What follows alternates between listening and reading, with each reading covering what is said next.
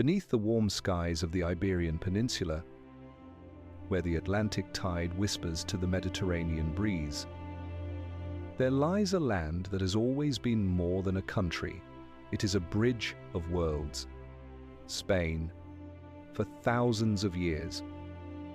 Its mountains and rivers have carried stories older than Rome, older than Carthage, older even than the name Spain itself. To fall asleep to its history is to drift through centuries of echoes, each age leaving behind stones, songs, and shadows that never truly fade. In the beginning, shepherds tended their flocks among rugged hills, while fishermen pulled silver-scaled treasures from the sea. The Iberians built fortified towns on cliffs, watching the horizon with wary eyes. Then came the Phoenicians, traders from the east, bringing letters and wine. Carthaginian warlords marched across its valleys, and Roman legions stamped their roads deep into the earth. Every conquest added a layer to the soil, like rings on an ancient oak. When the Visigoth kings fell asleep in their palaces, new voices arrived from the desert winds. The Moors crossed from Africa, carrying not only swords but knowledge libraries, fountains, gardens, and the language of stars. For centuries, Spain became a tapestry where Arabic poetry mixed with Latin prayer, and where stone arches stretched toward heaven. Then, with the Reconquista, Christian kingdoms slowly pushed south, retaking towns one by one, until banners of Castile and Aragon united under a royal marriage. From this union, a power was born that would sail across oceans, carrying Spanish words, faith, and steel to distant lands. But Spain's story is not only of conquest, it is also of painters capturing light on canvas, of mystics writing in candlelit cells, of farmers planting vines that would become wine shared across centuries. Its history rises and falls like a lullaby, moments of fire, followed by silence, followed by fire again.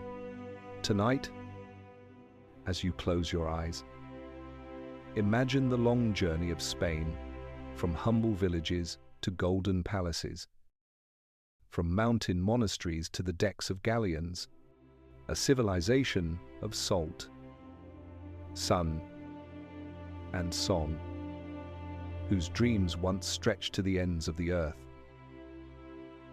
Long before Spain became Spain, the Iberian Peninsula was a mosaic of peoples whose lives were shaped by mountains, rivers, and seas. The first chapter of this story begins with the Iberians, the Celtiberians, and the tribes who carved their names into stones that still whisper in forgotten valleys. The Iberians lived mostly along the eastern and southern coasts. They built settlements on high ridges, fortresses of stone and timber where narrow streets twisted around temples and granaries. Their warriors carried curved falcata swords, blades that gleamed under the Mediterranean sun. To their enemies, those weapons seemed almost alive, designed to slash through armor and leave fear behind. Yet these warriors were not only fighters, they were farmers, potters, and artists who painted ceramics with symbols of horses, deer, and suns. Inland, the Celtiberians roamed. They were a fusion of Celtic migrants and native Iberians, blending iron-working skill with deep local roots. They lived in walled hill forts called castros, places where entire families gathered for safety when war swept across the land. They buried their chiefs with weapons and ornaments, believing that the afterlife was simply another battlefield to be conquered. To the north, in the green hills of Asturias and Galicia, lived tribes who worshipped rivers and forests. Their stone carvings, spirals, circles, and horned figures spoke of a mystical bond with the natural world. They were shepherds and hunters, their songs rising into the mist like offerings to unseen gods. The peninsula was never a quiet place. Traders from Phoenicia arrived around 1000 BCE.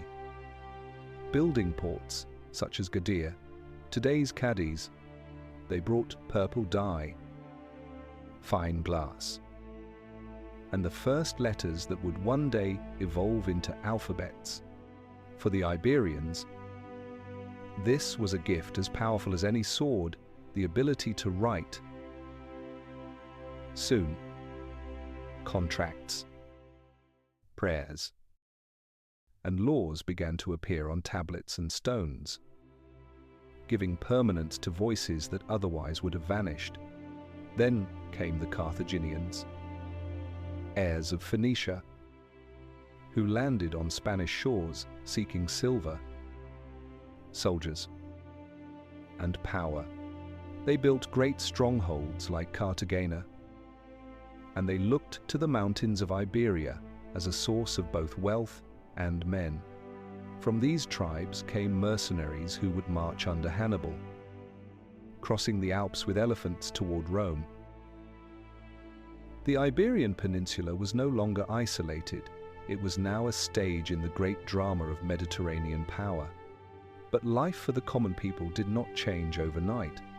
Farmers still tilled fields of barley and wheat. Women spun wool, and children played in dusty courtyards.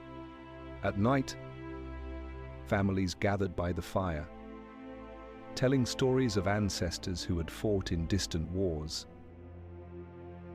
Their villages may have been small, but they were bound by pride, loyalty, and a fierce independence that no empire could easily erase. The Romans would soon come, reshaping the destiny of Iberia forever.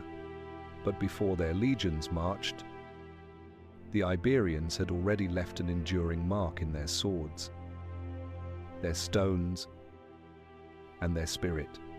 Spain's roots were set deep, and though empires would rise and fall, the echo of those first tribes would never be silenced. As you drift into sleep, imagine the sound of waves against the Phoenician ships, the clang of Celtiberian swords, and the quiet prayers of shepherds to the forest gods. These were the first voices of Spain, ancient and eternal. When the Roman legions first set foot on the Iberian Peninsula in 218 BCE, they came not as curious travelers, but as soldiers of a republic already locked in a death struggle with Carthage.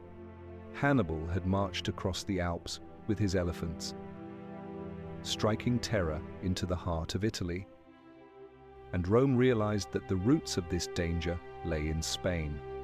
To secure victory, they would have to conquer Hispania.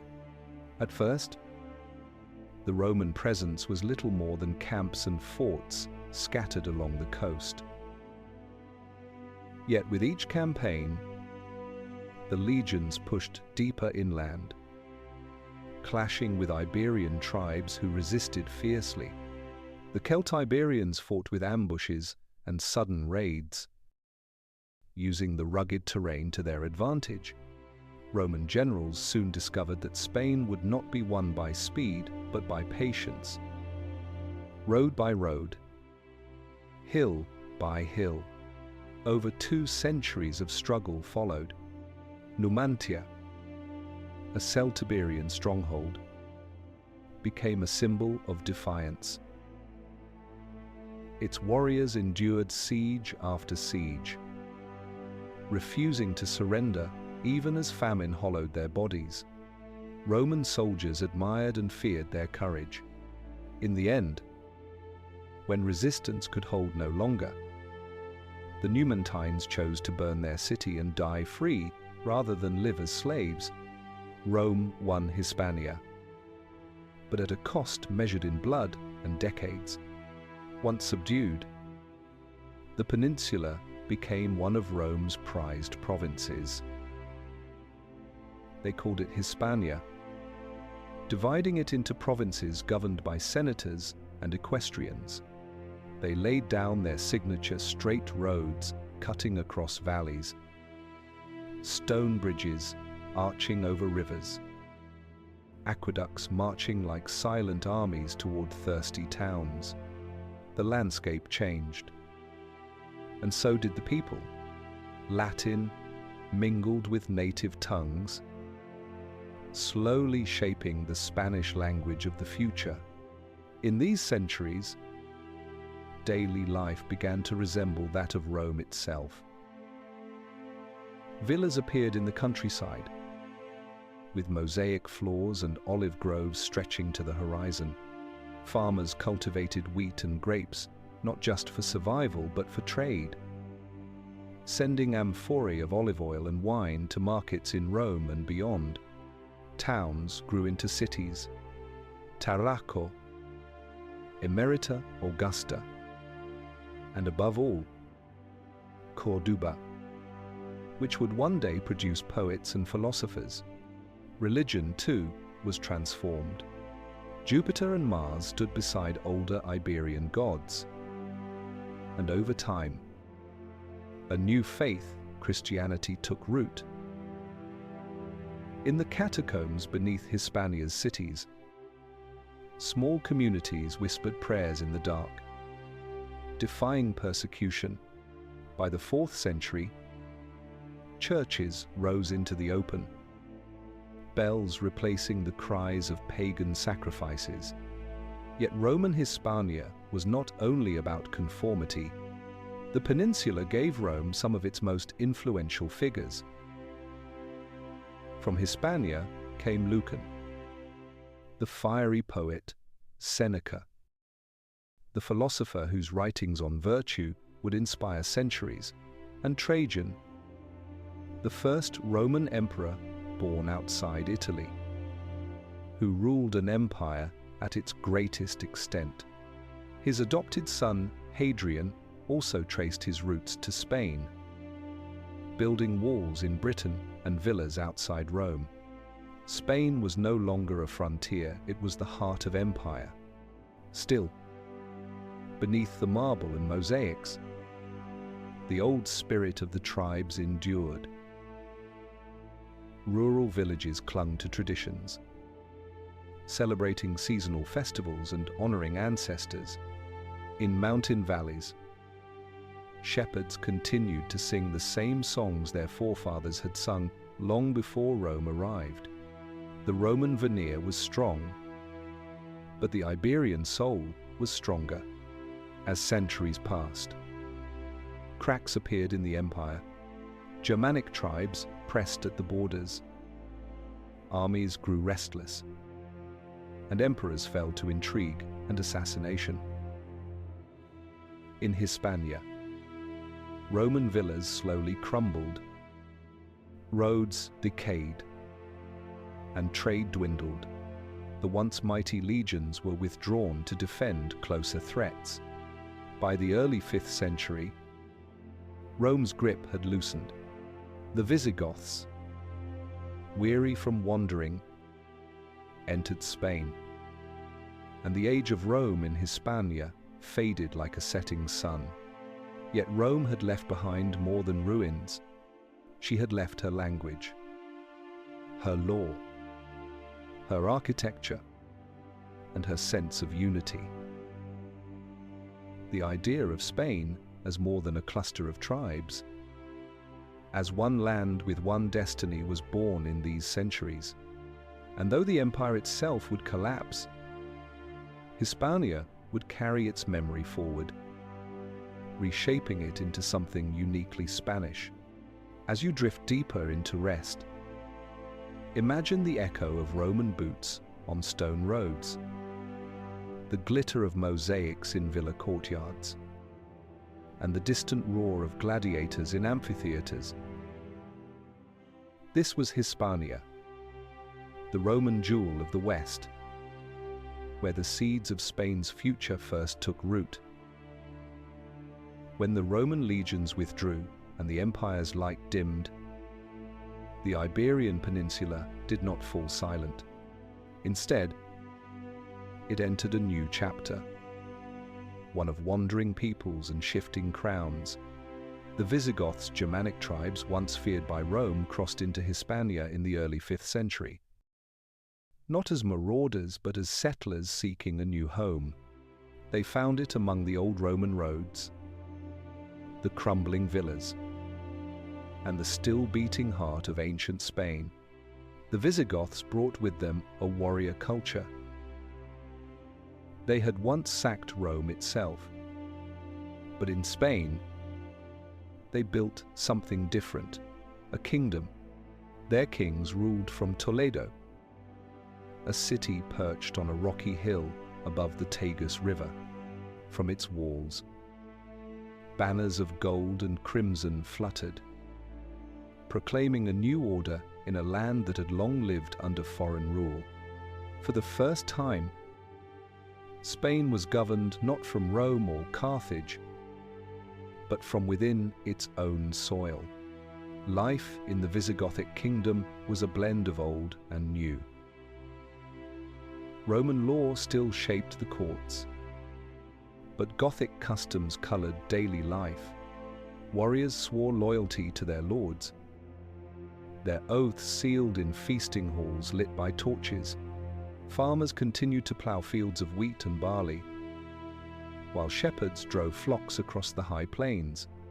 Markets bustled in towns where Latin and Gothic mingled, creating a language that slowly evolved towards Spanish. Religion was at the center of this transformation. At first, the Visigoths were Arians, a branch of Christianity that clashed with the Catholic faith practiced by most Hispano-Romans. For decades, this divide created tension. Yet in 589 CE, King Reconquista embraced Catholicism, and with him, the entire kingdom shifted. Churches multiplied, bishops gained influence, and Toledo became a spiritual as well as political capital. Faith gave unity to a land still pieced together from many parts, yet unity was fragile. The Visigothic throne was rarely secure, for succession was unsettled. Kings were chosen by nobles, and ambition often ended in blood, assassinations, rebellions, and palace intrigues weakened the realm. Behind the stone walls of Toledo, whispers of conspiracy were as common as prayers. Still, the Visigoths left their mark. They codified laws in the Liber Iudiciorum, a great legal code that blended Roman and Gothic traditions, and would echo in Spanish law for centuries. They sponsored art that mixed intricate Germanic patterns with Roman clarity. In stone churches like San Juan de Baños, arches and carved pillars reflected a style uniquely Hispanic. The kingdom was both a continuation of Rome and the seed of medieval Spain. But no kingdom lasts forever. In the early 8th century, storms gathered on the southern horizon. Across the narrow straits of Gibraltar, new forces were rising in North Africa. Arab and Berber armies united by Islam. They looked upon Hispania not as an isolated land, but as part of a vast world to be embraced by faith and conquest. In 711 CE, a small army crossed the strait, led by Tariq ibn Ziyad at the Battle of Guadalete. The Visigothic king Roderick fell, and with him the strength of his kingdom. The Visigothic order collapsed swiftly. Its nobles divided, its cities opening gates to the new rulers. Within a decade, almost the entire peninsula was under Muslim control. The age of the Visigoths ended as suddenly as it began. Yet even in their fall, the Visigoths had shaped Spain. They gave it its first native kingdom, its first taste of political unity, and a legacy of law and faith that would endure through centuries of change. They were a bridge between Rome's grandeur and the medieval kingdoms yet to come. As you close your eyes, picture Toledo's stone walls at sunset, the chants of monks echoing in quiet cloisters, and the uncertain footsteps of a kingdom that tried to hold together a land of many voices. The Visigoths may have passed, but their echo would remain in Spain's long memory. The fall of the Visigoths opened a door that would transform the Iberian Peninsula for centuries. In 711 CE, the Moors crossed from North Africa, led by Tariq ibn Ziyad. Legend says that when his men landed, he burned their ships, telling them there was no retreat, only victory or death. Whether true or myth, the message captured the spirit of what followed. Within a few years, nearly the entire peninsula was under Muslim control. The land the Romans had called Hispania now became Al-Andalus. Al-Andalus was not merely a conquest, it was a flowering. Cities like Córdoba, Granada, and Seville blossomed into centers of learning and culture. Córdoba, in particular, became one of the greatest cities of medieval Europe. Its streets were lit by lamps when much of northern Europe lay in darkness. Public baths offered cleanliness. Libraries held hundreds of thousands of manuscripts, and scholars studied medicine, astronomy, and philosophy. Knowledge flowed from Arabic translations of Greek works and original discoveries that would later inspire the Renaissance. In the courtyards of Córdoba's great mosque, orange trees grew, their blossoms perfuming the air. Horses drank from fountains, while muezzins called the faithful to prayer beneath arches striped in red and white. Yet, alongside mosques stood churches and synagogues. Al-Andalus was a tapestry of faiths. Muslims, Christians, and Jews lived side by side, sharing markets, music, and even ideas. It was not always peaceful, but compared to the violence of the age, it was remarkably tolerant. The economy thrived. Irrigation systems brought water to dry fields, turning them into gardens of rice, citrus, and olives. Craftsmen wove silk and leather goods prized across Europe. Merchants traded with Africa and the Mediterranean, filling markets with spices, perfumes, and exotic goods. Music from lutes and drums echoed through palaces, while poets composed verses that celebrated love, wisdom, and the fleeting beauty of life. But Al-Andalus was also a land of shifting power. At first ruled as a province of the vast Umayyad Caliphate, it later became independent. In 929, Abd al-Rahman III declared himself Caliph of Córdoba, and the city became a rival to Baghdad and Cairo. Its palaces glittered with marble and mosaics, and ambassadors from Christian Europe came to marvel at its splendor. For a time, Al-Andalus was the jewel of the West, yet unity proved fragile. After the Caliphate fractured in the 11th century, smaller kingdoms called taifas emerged. Though weaker politically, these taifas competed in art, architecture, and scholarship, creating dazzling courts where poets and scientists flourished. But their rivalry left them vulnerable. When Christian kingdoms in the north, Asturias, Leon, Castile, and Aragon pressed southward in the Reconquista, the taifas often turned to North African dynasties for aid, inviting new rulers who sometimes brought stricter forms of Islam. Still, the legacy of Al-Andalus was profound.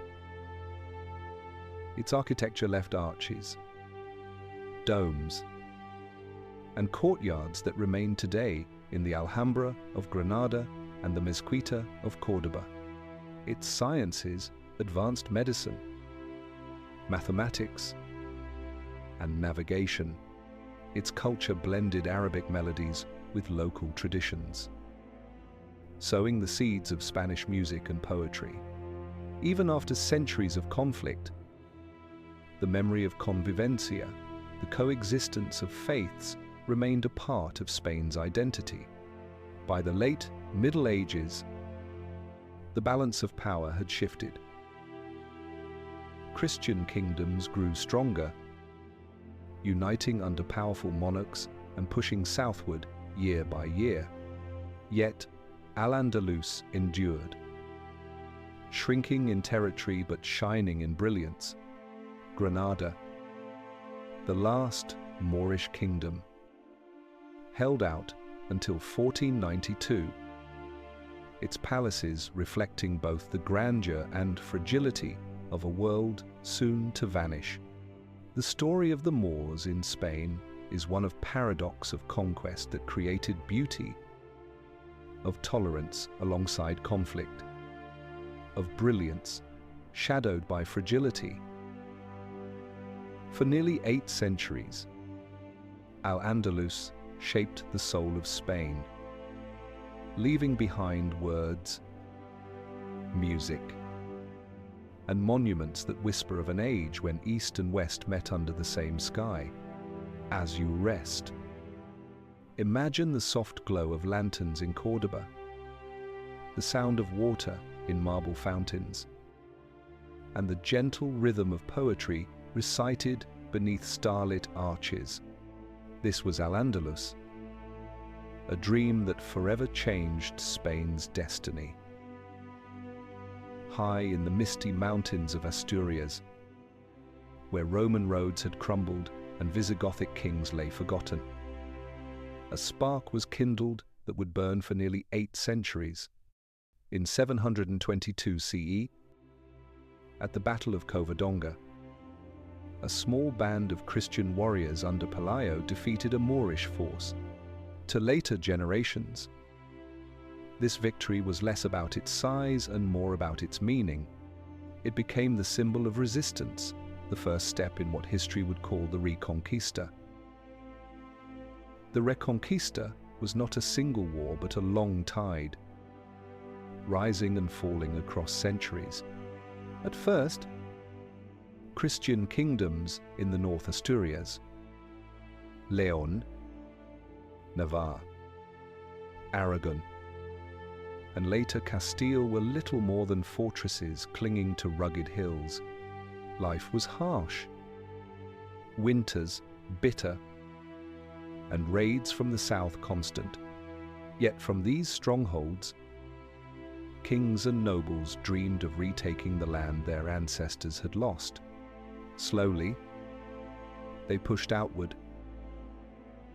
Castles rose on rocky cliffs, watchtowers dotted valleys, and villages spread across the frontier. Farmers reclaimed fields with plows, Monks copied manuscripts in mountain monasteries, and knights swore oaths to protect both land and faith. The Reconquista was as much about survival as it was about glory. In the 11th and 12th centuries, momentum grew, legendary figures emerged. None greater than Rodrigo Díaz de Vivar el Cid. Both feared and respected. El Cid fought with unmatched skill, sometimes for Christian lords, sometimes for Muslim rulers, embodying the complex loyalties of the age. In ballads sung for centuries, he became the hero of Spain, a knight who conquered Valencia and stood as a bridge between two worlds. As Christian power advanced, cathedrals rose in Romanesque and Gothic style, their towers reaching for heaven. Pilgrims walked the Camino de Santiago to the shrine of St. James at Compostela, turning northern Spain into a beacon of faith for Europe. Markets bustled with merchants from across the continent, bringing goods and ideas. Spain was no longer isolated, it was tied to the wider currents of medieval Christendom, but the Reconquista was not a straight path. At times, the Christian advance faltered.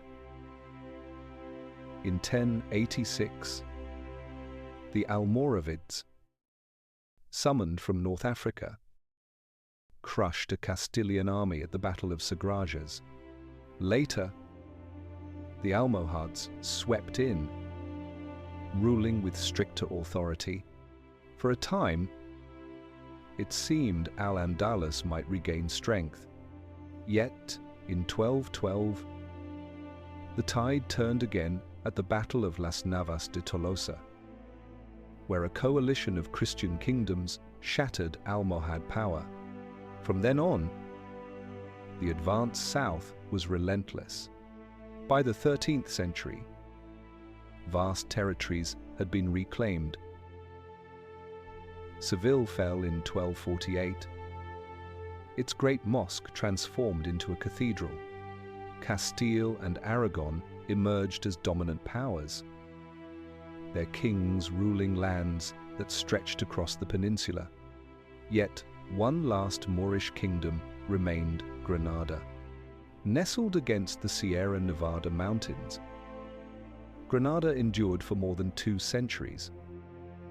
Its palaces filled with poetry, fountains, and fragile beauty. The Reconquista was more than battles. It was a transformation. Villages sprang up where fields were cleared. New laws governed diverse peoples, and culture blended in unexpected ways. Muslim artisans built for Christian kings. Jewish scholars translated Arabic texts into Latin, and Christian monarchs adopted elements of Moorish architecture in their palaces. Out of conflict came a culture both divided and intertwined. Finally, in 1469, the marriage of Ferdinand of Aragon and Isabella of Castile united the two great crowns. Together, they turned their gaze toward Granada. The siege was long, but in January 1492, the last Moorish ruler, Boabdil, surrendered the keys of the Alhambra. With that moment, the Reconquista was complete. Yet, even in victory, the legacy of centuries remained. Spain had been shaped by Christian faith, Moorish science, Jewish scholarship, and the meeting of cultures.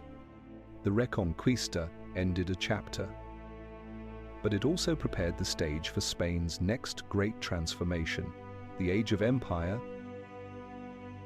As you drift toward sleep, imagine the clatter of hooves on stone bridges, the chanting of monks in mountain chapels, and the final sigh of Granada as banners of Castile and Aragon were raised over its red towers.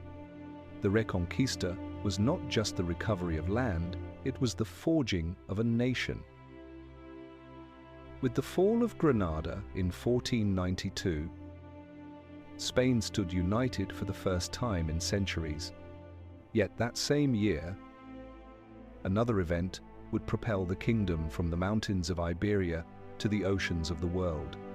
In the court of Ferdinand and Isabella, a Genoese sailor named Christopher Columbus persuaded the monarchs to support his daring voyage westward when his caravels Niña, Pinta, and Santa Maria reached the shores of the Americas.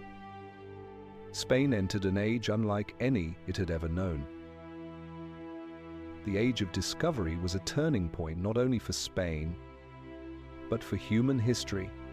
Spanish explorers and conquistadors crossed oceans, charting lands unknown to Europe.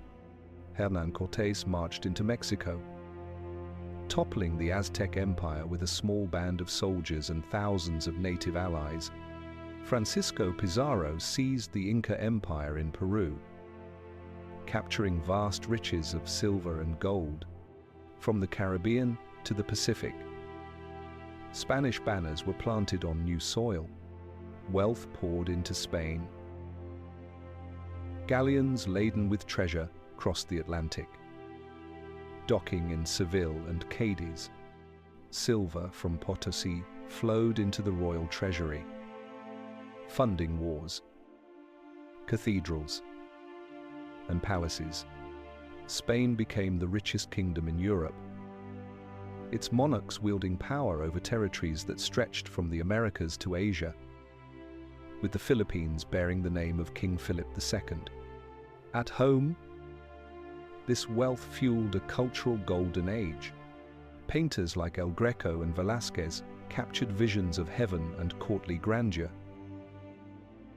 Writers such as Cervantes gave the world Don Quixote, a tale both humorous and profound, reflecting Spain's dreams and doubts. Mystics like Teresa of Avila and John of the Cross wrote of divine love in words that still inspire.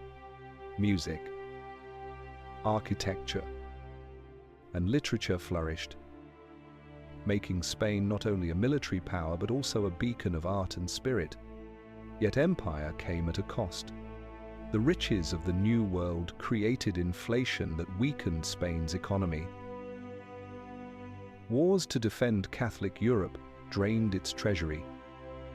From battles against the Ottoman Turks to the ill-fated Armada against England, the vast empire was difficult to govern, and corruption often sapped its strength. Meanwhile, the suffering of indigenous peoples in the Americas and the arrival of the Atlantic slave trade cast deep shadows across Spain's glory. Still, for generations, Spain stood at the center of the world stage. The empire was vast enough that it was said the sun never set on its lands. In cities across Europe, Spanish became the language of power, and in the Americas, it took root as a new mother tongue for millions. Catholicism spread across continents, its churches rising from Mexico to Manila, linking distant peoples through faith and ritual. The 16th and early 17th centuries, Spain's Siglo de Oro. The golden century shimmered with brilliance. Yet like a flame burning brightly, it also consumed itself. Rivals grew stronger. Internal divisions deepened, and Spain's might began to wane. But in these centuries, Spain left a mark on the world that would endure long after its galleons ceased to sail. The Spanish Empire was both triumph and tragedy, brilliance and burden.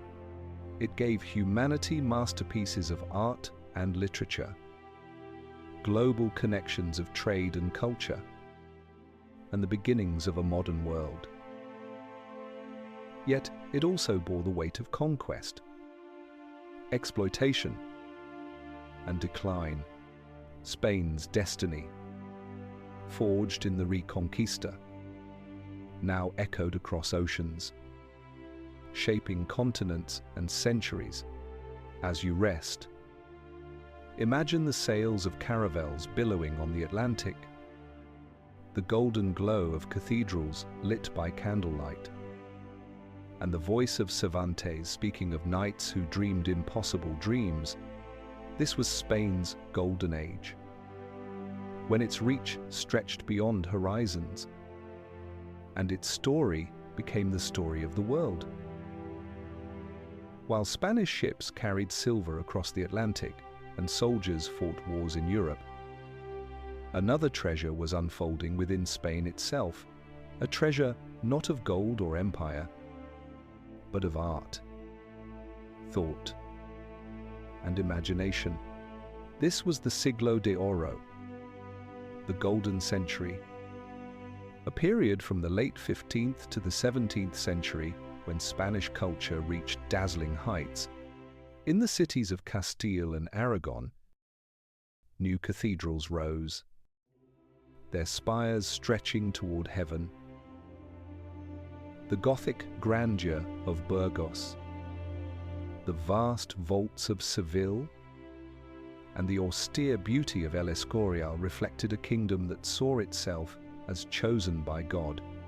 Within their walls, choirs sang polyphonic masses, and incense curled toward ceilings painted with saints and stars.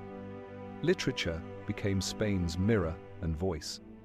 Miguel de Cervantes, once a soldier and prisoner, wrote Don Quixote in 1605, a tale of a knight chasing dreams in a world that mocked them. It was a story of comedy and tragedy, faith and folly, one that spoke not only to Spain but to humanity. Alongside him, Lope de Vega filled theaters with hundreds of plays, weaving tales of love, honor, and betrayal. Calderón de la Barca brought philosophy to the stage, while poets like Garcilaso de la Vega and Luis de Góngora painted emotions with words as vivid as any brushstroke. On canvas, Spain found masters whose works would echo through centuries. El Greco, born in Crete but reborn in Toledo, painted saints stretched heavenward, their faces glowing with otherworldly fire. Diego Velázquez, painter to King Philip IV, captured court life with piercing realism, most famously in Las Meninas, a painting that seemed to look both at and through its viewers. Later, Francisco de Zurbarán and Bartolomé Esteban Murillo brought to life the quiet devotion of monks and the gentle innocence of children. Music filled Spain's golden century as well. Villancicos and sacred motets resounded in cathedrals, while the guitar began its rise from humble folk instrument to national symbol. Dancers stamped rhythms that carried echoes of Moorish and Gypsy traditions, creating the roots of flamenco that would later define Spanish spirit. But the Golden Century was not only about beauty, it was also an age of thought and faith. Mystics like Teresa of Avila and John of the Cross wrote of the soul's journey to God in words that blended poetry and theology.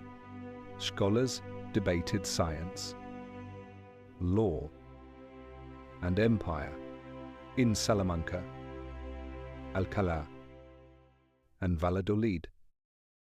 Universities trained generations of thinkers who wrestled with questions of justice and humanity. It was in Spain that Bartolomé de las Casas raised his voice in defense of indigenous peoples, calling for dignity in an age of conquest. The wealth of empire fueled this brilliance, but it also carried shadows. Inflation from American silver strained the economy. Wars against France, the Ottomans, and Protestant rebels drained the treasury. The grandeur of the Habsburg court dazzled. But peasants struggled under heavy taxes. Beneath the golden surface, cracks began to show. Yet the radiance of the Siglo de Oro could not be denied. In its literature, art, and faith, Spain revealed both the grandeur of its dreams and the weight of its burdens.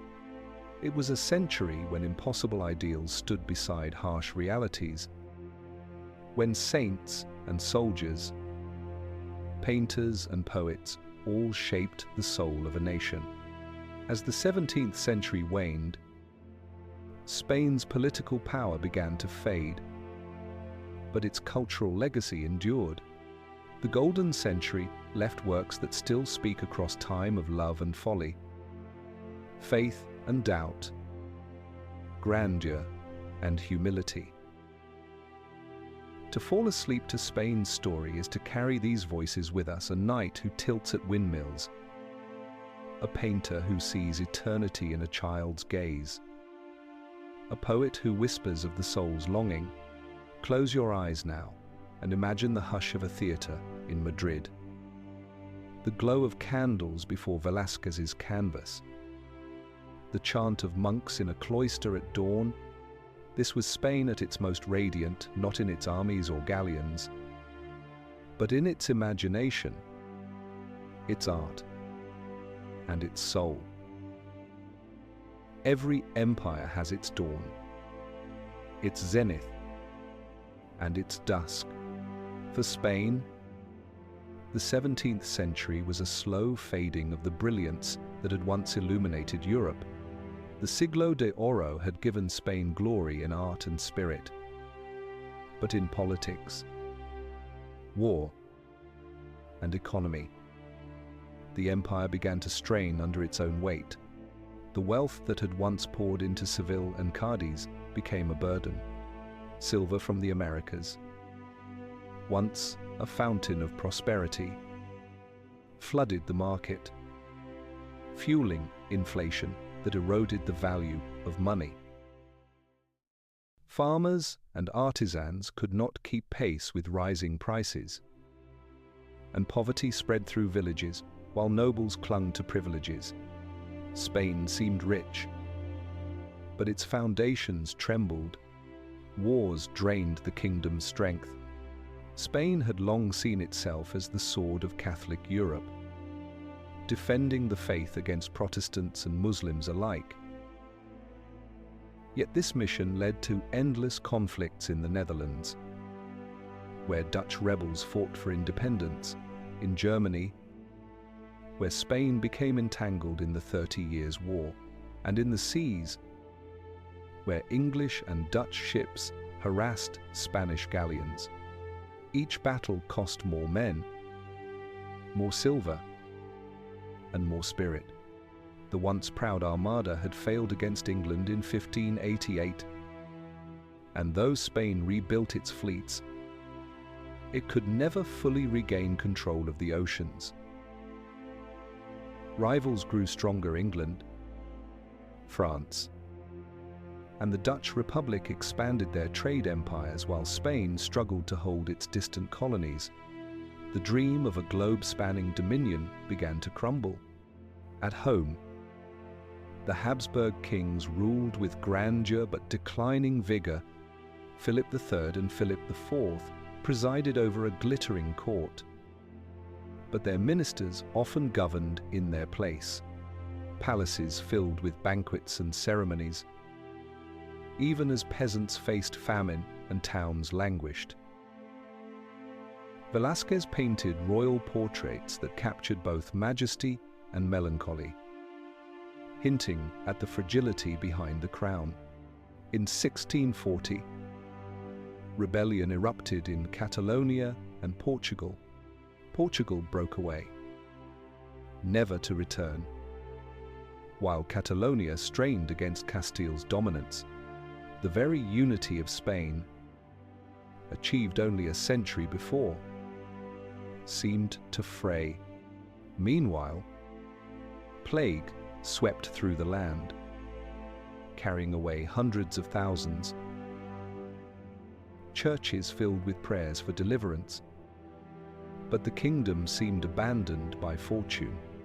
The Treaty of Westphalia in 1648 confirmed the independence of the Netherlands, ending Spain's long war there. It was a symbolic moment. Spain, once master of Europe, now recognized defeat. By the end of the century, France under Louis XIV had eclipsed Spain as the continent's dominant power. The War of the Spanish Succession, 1701–1714, would mark the final blow to Habsburg Spain, replacing its dynasty with the Bourbons and reshaping Europe's balance of power. Yet even in decline, Spain's spirit endured. Its art continued to shine, with Velázquez and Murillo painting visions of humanity that spoke beyond politics. Its writers grappled with disillusionment, capturing the tension between dreams and decay. And in its villages, farmers, shepherds, and craftsmen carried on, their lives rooted in soil and tradition, more enduring than empires. The decline of Spain's empire was not a single fall, but a slow unwinding, like a candle burning lower until only its glow remained. The galleons still crossed the Atlantic, but with less treasure. The armies still marched, but with less pride. The empire that had once claimed the world now looked inward, struggling with its own fragility. And yet, in its twilight, Spain remained deeply human. Its kings were flawed, its people burdened, but its culture and faith endured. The decline was not an end, but a transformation, a passage from imperial might to a quieter, more introspective nation. As you drift deeper into rest, imagine the empty halls of once grand palaces, the silent docks where galleons once unloaded silver, and the solemn faces in Velázquez's paintings. Spain's empire faded, but its soul remained, waiting for the next chapter in its long story. The dawn of the 18th century brought Spain to a crossroads, the death of the last Habsburg king, Charles II, without an heir in 1700, plunged Europe into the War of the Spanish Succession. Rival powers feared that Spain's vast empire might fall under French control, upsetting the balance of Europe. After years of brutal conflict, the Treaty of Utrecht in 1713 confirmed Philip V, grandson of Louis XIV of France, as Spain's new king. With his coronation, the Bourbon dynasty began, and Spain's story entered a new age, one of reform, renewal, and enlightenment. The Bourbons brought fresh ideas. Inspired by the centralized model of France, they sought to modernize Spain's crumbling administration. Old Habsburg traditions of local autonomy gave way to stronger royal authority. Laws were streamlined, taxes reorganized, and a professional army was built. In the colonies, the Bourbon reforms sought to tighten control, ensuring that wealth flowed more directly to Madrid rather than local elites. Science and knowledge flourished under Enlightenment influence. Academies were founded to study history, language, and the natural world. The Royal Botanical Expedition sent Spanish scientists across the Americas, cataloguing plants, animals, and minerals. Libraries expanded, and presses printed new works on philosophy and reform. For the first time in centuries, Spain turned its gaze toward reason, experiment, and discovery. Cities reflected this new spirit. In Madrid, grand avenues and palaces were built in neoclassical style. The royal palace rose with marble halls and ornate chandeliers, symbolizing Bourbon authority. Across the kingdom, towns gained new schools, hospitals, and public works. Spain sought to show Europe that it was not a relic of the past, but a participant in modern progress. Yet the path was uneven. Resistance to reform was strong, particularly from the nobility and the church, who feared losing privileges. In rural areas, peasants saw little change, continuing to live as their ancestors had, bound to land and tradition. The Enlightenment often glowed brightest in courts and cities, while villages remained in shadow. In the colonies, reforms sparked both progress and unrest. Trade was liberalized, allowing more ports to participate in commerce. Bureaucracy was tightened, creating more efficient administration. But greater control also meant heavier taxes and less autonomy for local elites.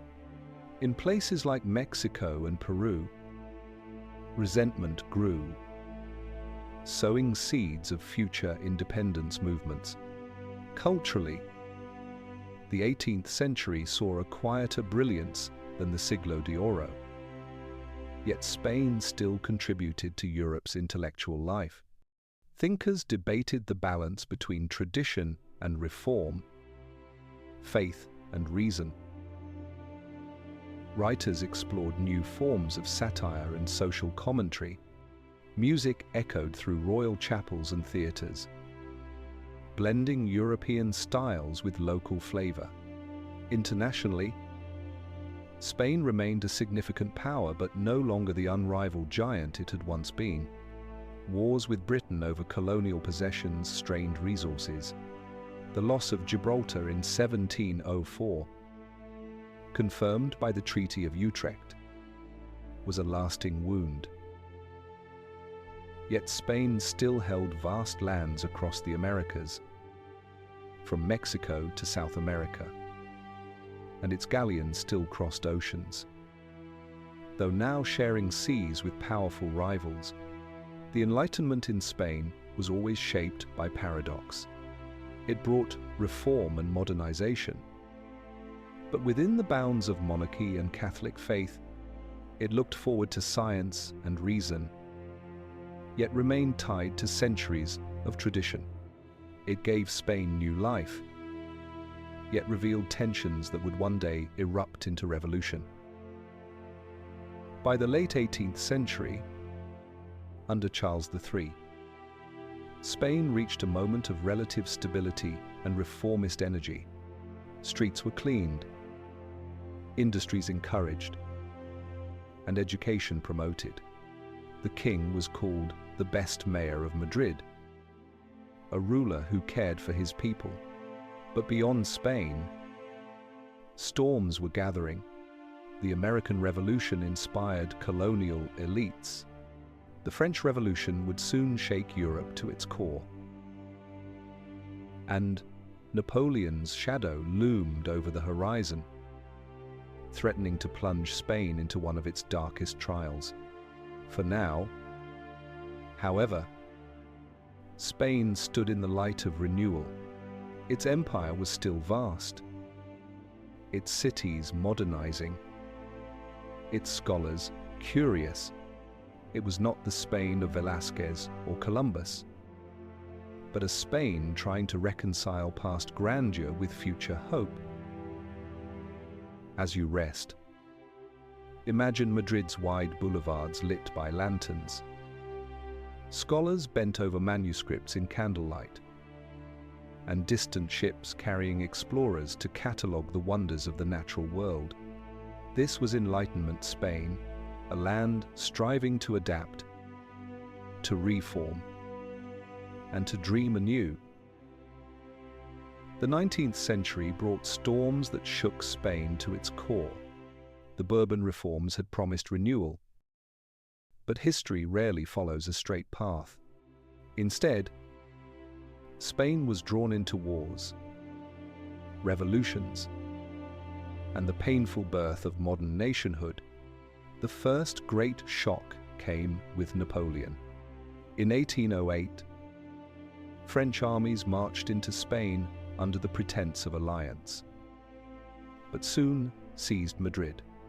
Napoleon placed his brother, Joseph Bonaparte, on the Spanish throne, yet the Spanish people resisted fiercely.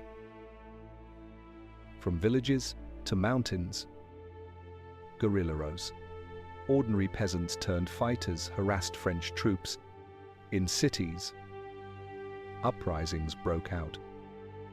Most famously, the Dos de Mayo rebellion in Madrid, where citizens armed with knives and stones faced French cannons. Francisco Goya's haunting paintings captured the terror of these years, the executions, the suffering, the defiance. The Peninsular War dragged on for 6 years, bleeding Spain and draining Napoleon. With aid from Britain and Portugal, Spanish resistance eventually triumphed, and the Bourbons were restored. Yet the war left devastation, cities ruined, fields barren, and a population scarred by loss. Even as Spain fought in Europe, it lost its grip on the Americas. Inspired by Enlightenment ideals and fueled by resentment of colonial rule, independence movements swept through Latin America. Leaders like Simón Bolívar and José de San Martín rose, and by the 1822, Spain's vast American empire had crumbled. From Mexico to Argentina, colonies became nations.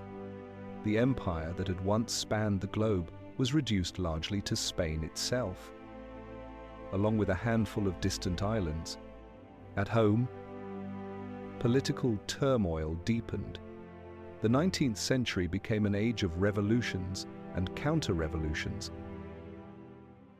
Liberals and conservatives clashed over the future. Should Spain embrace constitutional monarchy and reform, or cling to absolute rule and tradition?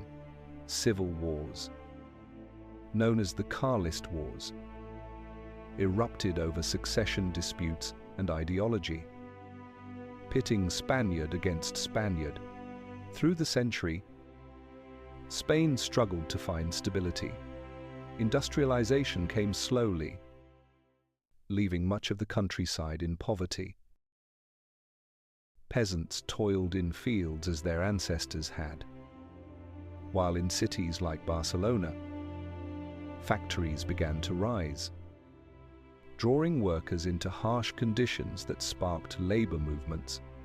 Regional identities, Catalan, Basque, Galician asserted themselves, demanding recognition within the Spanish state. Art and literature reflected both despair and resilience. Goya, who had witnessed the horrors of war, painted visions of darkness and humanity's cruelty. Later, writers like Benito Pérez Galdós chronicled the struggles of ordinary people in a changing Spain, while poets such as Gustavo Adolfo Bécquer gave voice to longing and sorrow. The spirit of the Siglo de Oro was gone, but a new cope. Modern creativity was emerging. By the end of the century, Spain faced another humiliation. In 1898, War with the United States ended in defeat, and Spain lost its last major colonies, Cuba, Puerto Rico, and the Philippines. What remained of the empire vanished almost overnight. The shock was profound. A nation that had once ruled half the world now found itself diminished. Unsure of its place in the modern age, this loss gave rise to the generation of '98. Writers and thinkers who reflected on Spain's decline and sought to rediscover its soul. Yet decline did not mean disappearance. Spain remained a land of deep traditions, resilient people, and cultural richness. It entered the 20th century carrying both the burdens of its past and the hopes of renewal. In the decades to come, it would face civil war, dictatorship, and democracy, reshaping itself again and again. The road to modern Spain was long and painful, but it was also enduring. From the ashes of empire, from the turmoil of revolution, Spain began to define itself not by colonies abroad, but by the strength of its people and the richness of its culture at home. As you close your eyes, imagine the echo of guerrilla fighters in the mountains, the mournful brushstrokes of Goya, and the quiet resilience of farmers and poets who carried Spain through its darkest hours. The empire had faded, but the nation endured, transformed, scarred, yet alive. This is the road to modern Spain, not a story of conquest, but of survival. Spain's history is a river that has never stopped flowing. From the Iberian tribes who raised their falcata swords under the sun, to the Roman roads that stitched valleys together, to the Visigoth kings who dreamed in Toledo. Each age left ripples that spread forward in time. The Moors brought fountains and poetry. The Reconquista brought resilience and unity. The empire carried Spain's name across oceans. And the golden century filled the world with art and faith. Even in decline, Spain endured, its spirit never extinguished. In the quiet hours of the night, one can hear those echoes, the chants of monks in medieval monasteries, the prayers whispered in the courtyards of Córdoba, the clash of swords at Las Navas de Tolosa, the sails of caravels billowing against Atlantic winds, the brush of Velázquez painting a child's gaze, the footsteps of guerrilleros on mountain paths. All these moments are threads in the same tapestry, woven over centuries. Spain's story is not only one of power and loss, but of continuity. It is the resilience of farmers planting vines on sunburnt hills, generation after generation. It is the faith of pilgrims walking the Camino de Santiago. It is the laughter of children in plazas, chasing each other beneath stone arches built by ancestors long gone. Empires fall, kings vanish, fleets sink, but the people endure, carrying forward the memory of their land. Today, when you walk through Spain, you walk through layers of time. In Seville's cathedral, a Gothic tower rises over what was once a mosque. In Granada's Alhambra, Islamic calligraphy winds across walls now silent. In Madrid, paintings of Goya still gaze back with haunted eyes. In the countryside, olive groves whisper of Rome, and stone villages recall the Celtiberians who first called this land home. To fall asleep to Spain's history is to fall asleep to a story of transformation, of fire and silence, rise and fall, loss and renewal. It is a reminder that civilizations are like dreams, brilliant, fleeting, but never forgotten. Spain teaches us that even in defeat, beauty endures, even in decline. Culture flourishes, even in sorrow. The human spirit finds song. So close your eyes now and let the river of Spain carry you. From the mountains of Asturias to the shores of Cadiz, from the red towers of Granada to the plains of Castile. Let the voices of centuries become a lullaby. For Spain is not only a nation of history, it is a dream that continues, whispered across time, waiting for you in the quiet of night.